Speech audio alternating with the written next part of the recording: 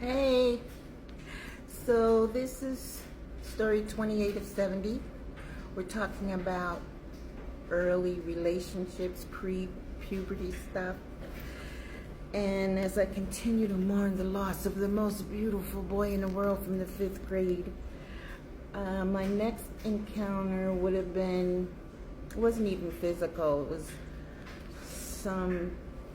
it was like this bully guy in elementary school who was just a terror to everybody, who decided that I was going to be his girlfriend, which I was not.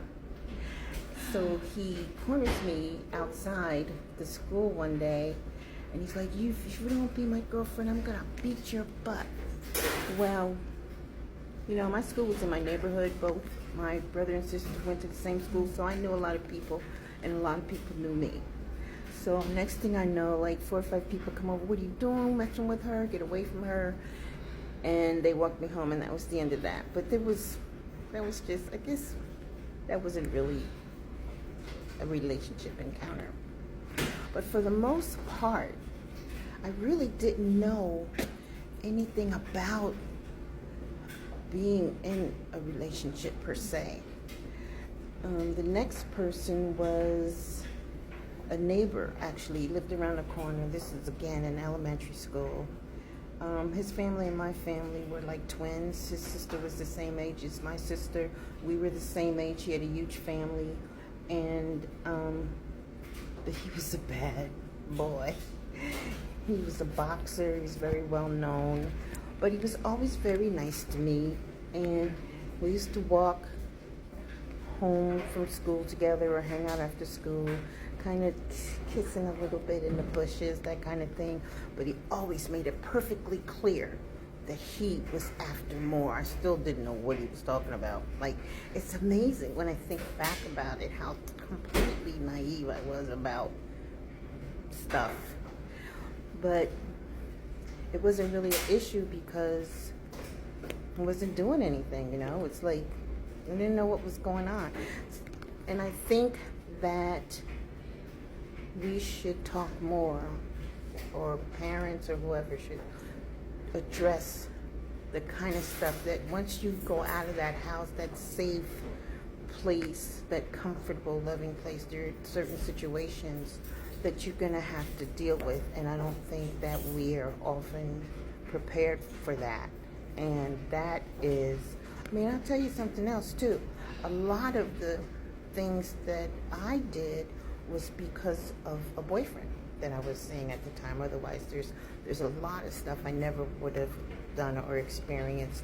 So that's important too, to make sure that kids understand the importance and influence of relationships from the very beginning. They need to know how to protect themselves and how to guard against dangerous situations, and to be prepared for what they're going to encounter, because I feel like I was blessed and saved and lucky that there was never really anything bad about it. I don't even think I got serious about anything till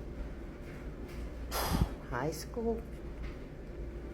And then high school was really the first relationship. It was junior, senior year, same guy. We were engaged all senior year. He had graduated a year before me. The summer I graduated, I got pregnant. The same summer that his best friend's cousin, it's always a friend, girl, always a friend, came down from Detroit and decided she wanted my boyfriend. So she got him. She got pregnant and took him back to Detroit with her. And she had a baby girl, and I did not have mine.